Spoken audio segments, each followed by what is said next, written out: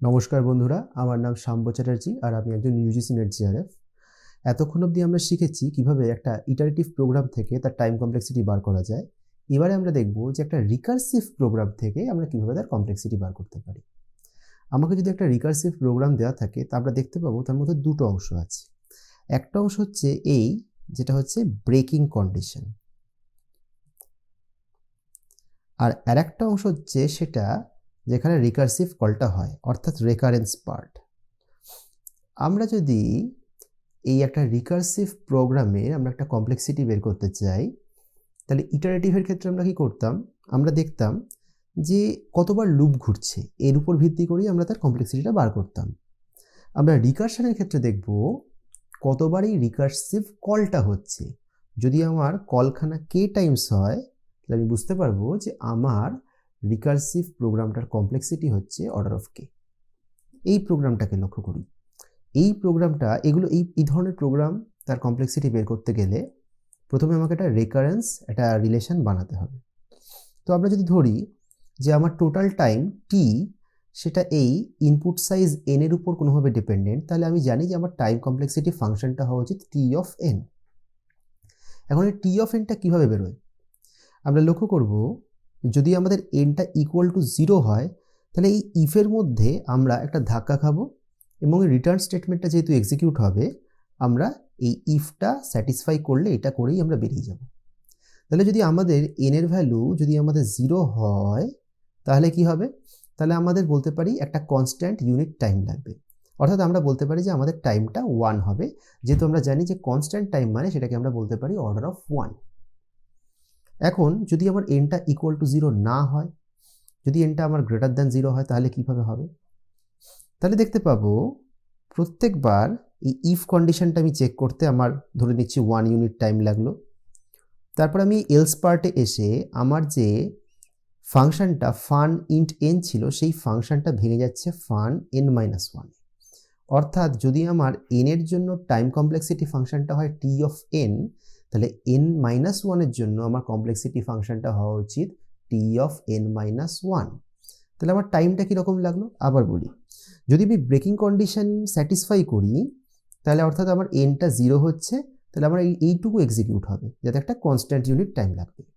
কিন্তু যদি আমি এই ব্রেকিং কন্ডিশন আমার স্যাটিসফাই না করে, তাহলে ব্রেকিং কন্ডিশনটা চেক করতে 1 ইউনিট টাইম, আর এই এলস পার্টে এই রিডিউসড কলটাকে এক্সিকিউট করতে আমার টাইম কমপ্লেক্সিটি ফাংশন হয়ে যাবে টি অফ এন মাইনাস 1। এইটা হলো আমার এই রিকারসিভ প্রোগ্রামটার বলতে পারি একটা রেকারেন্স রিলেশন। এইবারে এইটাকে আমরা কিভাবে সলভ করতে পারি, আমরা ধরে নিই যে কেখানা রিকারসিভ কল আমাদের এখানে হয়েছে। আমরা একটু দেখি কিভাবে আমরা এই এই এই রেকারেন্স রিলেশনটাকে সলভ করতে পারবো। আমরা যখনই রিকারসিভ ইকুয়েশনকে সলভ করতে চাইবো, আমাদের মনে রাখতে হবে আমাদের রেকারেন্স থেকে ব্রেকিং কন্ডিশনে যেতে হবে, অর্থাৎ আমাদের শুরু করতে হবে রেকারেন্সটা দিয়ে, আমাদের রিচ করতে হবে সেই ব্রেকিং কন্ডিশনে।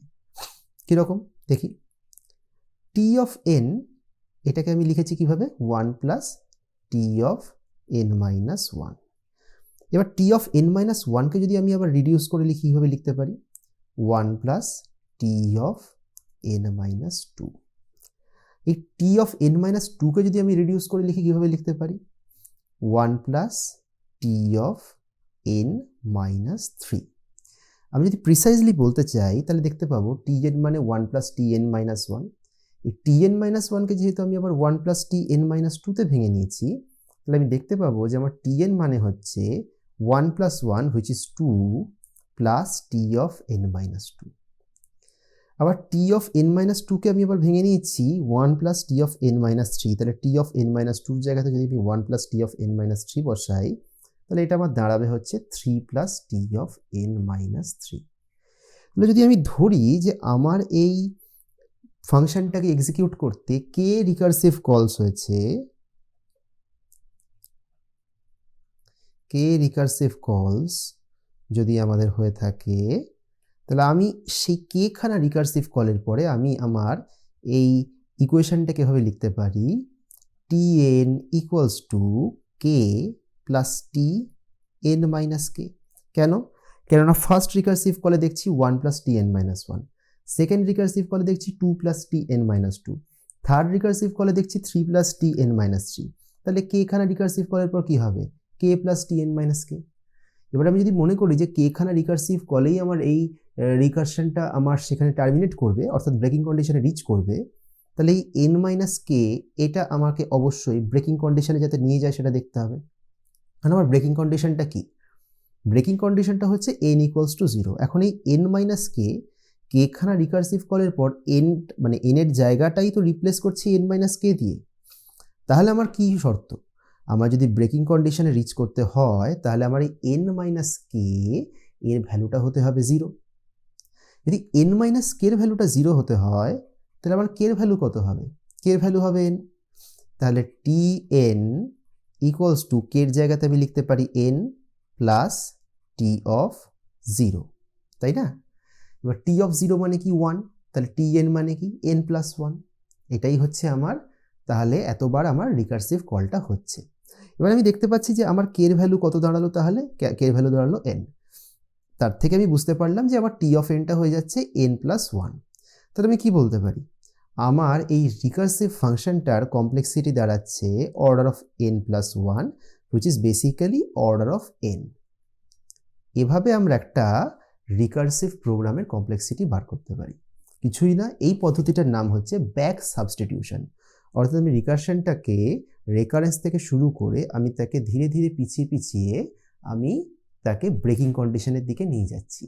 এই ব্যাক সাবস্টিটিউশন পদ্ধতিতে আমি বের করে দেখতে পেলাম যে এই প্রোগ্রামটার কমপ্লেক্সিটি হচ্ছে অর্ডার অফ এন। তাহলে আমরা মোটামুটি এই জিনিসটাকে বুঝতে পারলাম। আরেকটা উদাহরণ দিয়ে আমরা এই ব্যাপারটাকে আরেকটু ক্লিয়ার করে নেব। তাহলে এই প্রবলেমটাকে দেখে নিই। এখানে কি করা আছে? এখানে আমাকে একটা ফাংশন দেওয়া আছে যার আর্গুমেন্টটা হচ্ছে এন। তাহলে আমি বলতে পারি যে আমার টাইম কমপ্লেক্সিটি ফাংশনটা টি অফ এন। এবারে আমি কি করতে পারি? আমাকে এখানে বলা আছে যদি তোমার এনটা ইকুয়াল টু 0 হয় তাহলে তুমি রিটার্ন করবে হচ্ছে, তুমি প্রিন্ট করবে হচ্ছে 0। আদারওয়াইজ তুমি কি করবে? তুমি এটাকে 2 দিয়ে ভাগ করলে যে ভাগশেষটা হয় সেটাকে প্রিন্ট করবে, আর এই ফাংশনটাকে 2 দিয়ে ভাগ করে করে রিডিউস করা যাবে। তাহলে সোজা কথা কি, আমার ব্রেকিং কন্ডিশনটা হচ্ছে কি, যদি এনটা ইকুয়াল টু 0 হয়। আর আমার ব্রেকিং কন্ডিশন বাদে রেকারেন্সটা কি? রেকারেন্সটা হচ্ছে যদি আমার এনটা গ্রেটার দেন 0 থাকে। এবার আমি যদি লক্ষ্য করি এন ইকুয়াল টু 0 মানে কি? এটা ব্রেকিং কন্ডিশন। তাহলে আমি বলতে পারি ব্রেকিং কন্ডিশন মানে হচ্ছে আমার টাইমটা 1। কেন? কারণ এই একটা ইফ চেক করে শুধু একটা প্রিন্টএফ আমার এক্সিকিউট করতে হবে। তাহলে টাইমটা এখানে বলতেই পারি কনস্ট্যান্ট টাইম। কিন্তু রেকারেন্সের ক্ষেত্রে তো আর টাইমটা কনস্ট্যান্ট নয়। রেকারেন্সের ক্ষেত্রে কি ব্রেকিংয়ের কন্ডিশনটা চেক করবে, তাতে 1 ইউনিট টাইম লাগলো। এবার ও এলস পার্টে আসলো, এলস পার্টে এসে ও এই ফাংশনটাকে আবার রিডিউস করে নিল হচ্ছে n/2-তে। তাহলে টাইম কমপ্লেক্সিটি ফাংশনটা হয়ে যাবে টি অফ এন ডিভাইডেড বাই 2। এটা হচ্ছে আমার কনসেপ্ট। এবারে আমার কি বলছে? আমাকে এটাকেও সেই ব্যাক সাবস্টিটিউশন দিয়ে এগিয়ে নিয়ে যেতে হবে। আমি বলেছিলাম যে রিকারসিভ প্রোগ্রামের কমপ্লেক্সিটি বের করার মানে হচ্ছে আমাদেরকে রেকারেন্স থেকে শুরু করে ব্রেকিংয়ের দিকে নিয়ে যেতে হবে। তো এটা তো হচ্ছে আমার রেকারেন্স ফাংশনটা, এটাকে এটার থেকে শুরু করে আমাকে ব্রেকিং কন্ডিশনে নিয়ে যেতে হবে, অর্থাৎ এনটা ইকুয়াল টু 0 হতে হবে। দেখি কিভাবে করা যায়। T n equals to 1 plus T of n divided by 2। T of n divided by 2 কে আমি আবার কিভাবে লিখতে পারি? 1 plus T of n divided by 2 divided by 2 মানে আমি বলতে পারি n divided by 2 square. N divided by 2 স্কোয়ারকে আমি আবার ভেঙে লিখতে পারি 1 plus T of n divided by 2 square divided by 2, যার মানে হচ্ছে n/2 কিউব। তাহলে এই ফাংশনটাকে কিভাবে লিখতে পারি? ফার্স্ট রেকারেন্স কলে এটা হচ্ছে 1 plus T of n/2। Second recurrence কলে এটা এই tn/2টা হয়ে যাচ্ছে 1 plus T of n/2 square. তাহলে এটাকে আমি লিখতে পারি 2 plus T of n divided by 2 square. আবার থার্ড রেকারেন্স কলে এই n/2 স্কোয়ারের জায়গায় হয়ে যাচ্ছে 1 plus T of n divided by 2 cube. তাহলে এটাকে আমি আবার কিভাবে লিখতে পারি? n/2 স্কোয়ারের জায়গায় 1 plus T of n/2 cube, তার মানে 3 plus T of n divided by 2 cube, এভাবে লিখতে পারি। তো সোজা কথা হচ্ছে আমার যদি কে খানা রেকারেন্স কল হয় তাহলে আমি লিখতে পারি t n equals to k plus T of n divided by 2 to the power k. তাহলে আমার জিনিসটা কি দাঁড়ালো, এই n divided by 2 to the power k এটা আমার হয়ে যেতে হবে হচ্ছে 0। তাহলে এর দুটো জিনিস হতে পারে, আমার যদি কে খানা রেকারেন্স কল হয়ে থাকে তাহলে আমি বলতে পারি যে কে মাইনাস 1 খানা রেকারেন্স কলের সময় n divided by 2 to the power k minus 1 এটা আমার অবশ্যই 0 হয়নি, কিন্তু যে কে নম্বর রেকারেন্স কলটা হলো অমনি এটা 0 হয়েছে। সোজা কথাটা হলো এটা আমার তখনই 0 হতে পারে এই টি এর ভেতরের জিনিসটা যখন আমার 2 টু দি পাওয়ার কেটা এনের থেকে বড় হবে। তাহলে কি হতে পারে, যদি এন এটার থেকে 2 টু দি পাওয়ার কেটা বড় হয় তাহলে আমার এইটা 0 হতে পারে, সরি এটা হতে পারে 0। তাহলে আমি কিভাবে লিখতে পারি, এন তাহলে less than 2 to the power k হবে। তাহলে n less than 2 to the power k যদি হয় তাহলে আমি কে ভ্যালুটা কি করে বার করতে পারি, কে ভ্যালু বার করতে গেলে আমাকে লগ নিতে হবে। তাহলে আমি লিখতে পারি লগ এন লেস দ্যান কে। এবারে আমার যদি কে নম্বর রিকারসিভ কলে এটা হয়ে থাকে তাহলে কে মাইনাস 1th রিকারসিভ কলে কিন্তু এটা হয়নি। তাহলে আমি এই কথাটাও বলতে পারি যে k minus 1 less than or equal to log n less than k, এটা আমি বলতে পারি। তাহলে সোজা কথা এই, তাহলে কি আমি বলতে পারি k less than equal to log n plus 1। তো এখানে জানি আমি যে প্লাস 1 বা মাইনাস 1-এ কমপ্লেক্সিটিতে কোনো ফারাক হয় না। তাহলে আলটিমেটলি আমি বলতেই পারি যে এই প্রোগ্রামটার কমপ্লেক্সিটি সেই দাঁড়াচ্ছে গিয়ে লগ এন।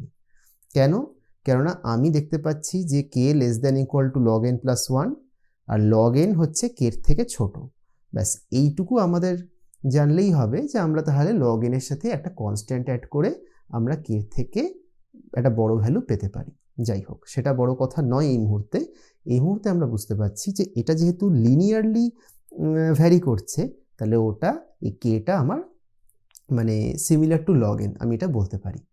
আমরা যেহেতু একদম এক্স্যাক্ট টাইম প্রোভাইড করছি না, একটা অ্যাপ্রক্সিমেট একটা ডিপেন্ডেন্সি বলতে চাইছি, তাহলে কের ভ্যালুটা লগ এন হওয়াটা এখানে কোনো প্রবলেমেটিক নয়, কের ভ্যালু লগ এনই আমরা বলবো। তাহলে এই কমপ্লেক্সিটিতে দাঁড়ালো হচ্ছে অর্ডার অফ লগ এন।